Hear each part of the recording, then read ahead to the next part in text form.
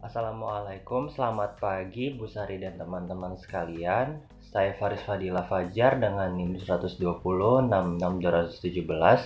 izin mempresentasikan eksplorasi materi yang saya buat dalam bentuk PPT yang berjudul Komik Digital Bercerita Lewat Komik Ilustratif guna memenuhi penugasan 2 dari mata kuliah Micro Teaching 117.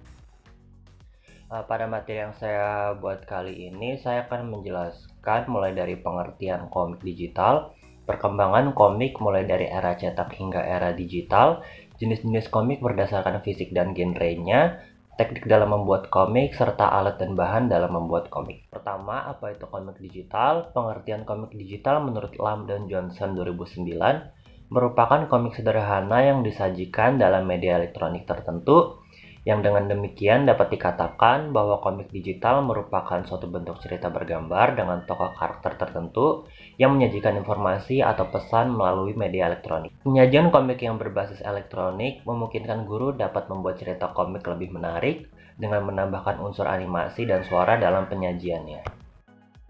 Lalu dilanjut perkembangan komik di Indonesia mulai dari era cetak hingga era digital.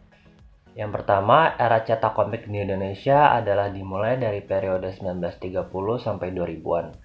Dalam periode komik-komik Indonesia bergantung pada media cetak seperti koran, majalah, dan buku. Pada periode 1950-an, banyak komikus Indonesia mulai membuat versi Indonesia karakter-karakter dari komik barat karena populernya komik barat di Indonesia pada masa itu.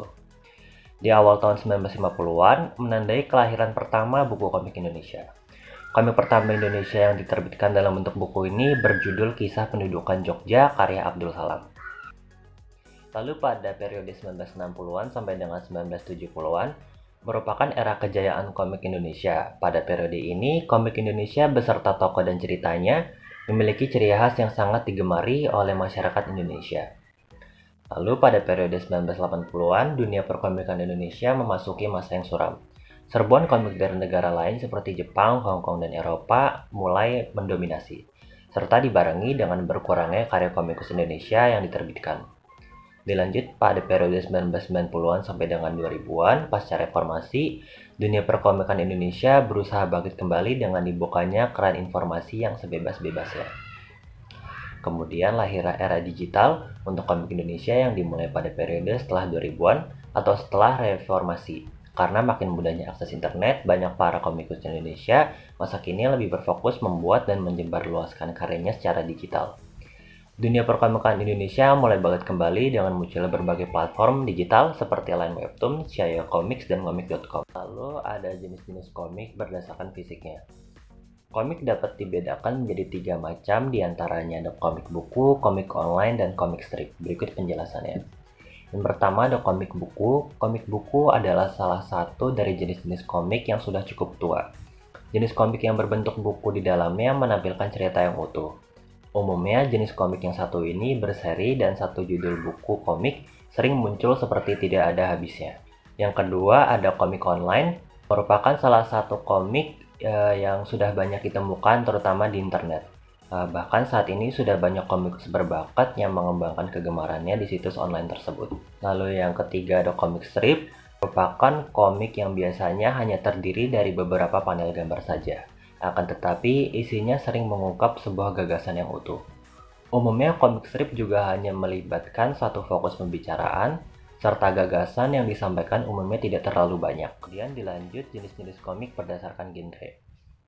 Jenis-jenis komik berdasarkan genrenya, beberapa diantaranya seperti komik superhero, komik fiksi dan non-fiksi, komik misteri, serta masih banyak lagi. Berikut beberapa jenis-jenis komik berdasarkan genrenya seperti dikutip dari Wotner. Pertama ada komik non-fiksi. Komik non-fiksi bercerita tentang kisah nyata yang membahas pengalaman kehidupan sehari-hari. Yang kendati demikian, komik non-fiksi tidak serta-merta sama seperti buku biografi yang bertele-tele.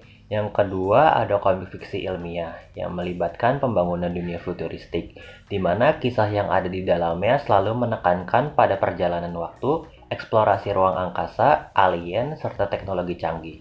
Yang kemudian umumnya jenis komik fiksi ilmiah juga dapat membahas masa depan umat manusia.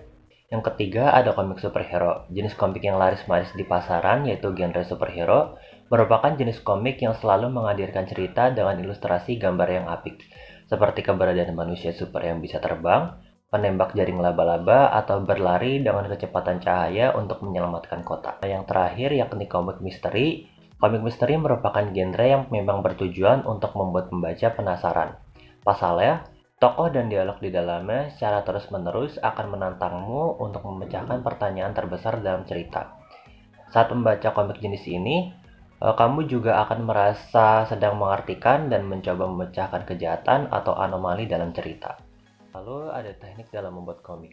Teknik dalam membuat komik dapat dibagi menjadi 3 bagian, yakni tradisional teknik, hybrid teknik, dan digital teknik. Pertama, ada tradisional teknik, merupakan teknik dalam membuat komik dengan alat dan bahan tradisional, seperti kertas, pensil dan pensil warna, penghapus dan pena celup, correction pen, screen tone, cat air, penggaris, spidol warna, cutter, rautan pensil, plastic painting color palette, tempat air, kuas, tracing table, dan hair dryer. Yang kedua ada hybrid teknik, merupakan gabungan antara cara tradisional dan cara digital. Secara tradisional, untuk membuatnya memerlukan alat-alat tradisional pula seperti yang disebutkan di samping, lalu digabungkannya dengan teknologi dan alat-alat digital seperti scanner, komputer, serta grafik dan pack layout software. Yang ketiga ada digital teknik, merupakan teknik membuat komik dengan cara murni digital, tanpa menggunakan alat dan bahan tradisional sama sekali. Misalnya menggunakan tablet atau tablet komputer, PC tablet, semua proses dilakukan murni secara digital. Keuntungan teknik ini adalah tidak memerlukan kertas dan alat-alat tradisional, serta juga tidak memerlukan scanner. Kemudian dilanjut ada alat dan bahan dalam membuat komik. Alat dan bahan dalam membuat komik juga dibagi menjadi 3 bagian, yakni alat dan bahan tradisional, hybrid, dan digital. Pada umumnya, untuk teknik tradisional menggunakan pensil, pensil warna, penghapus, pena celup, drawing pen, dan penggaris.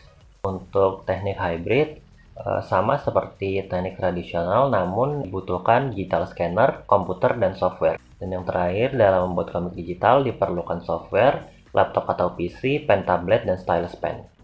Dan ini bagian daftar pustaka di mana menjadi sumber materi yang saya rangkum kembali pada presentasi yang saya buat kali ini. Demikian informasi materi dan presentasi yang dapat saya jelaskan hari ini. Kurang lebihnya mohon maaf. Terima kasih. Wassalamualaikum warahmatullahi wabarakatuh.